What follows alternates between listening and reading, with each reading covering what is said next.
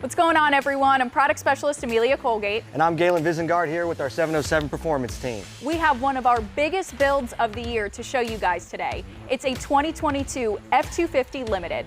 Our design team and techs absolutely killed this build.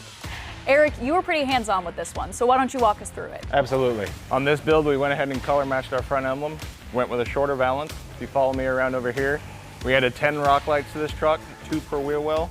This truck is sitting on 26 by 14 American Forest wheels and a 38-inch tire. If you follow me around to the back, we continued our rock lights and also color matched our rear emblem.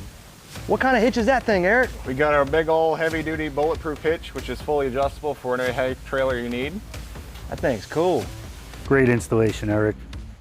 Here we have another fine BDS installation, industry-leading aftermarket suspension lift system. Here we have a 4-link suspension in the front versus your typical radius arm. We powder-coated these suspension items blue to accentuate this truck. Once again, BDS offers their no fine print warranty for their hard parts. Ooh-wee! You guys never cease to amaze. Hey, you work with the best, you get the best.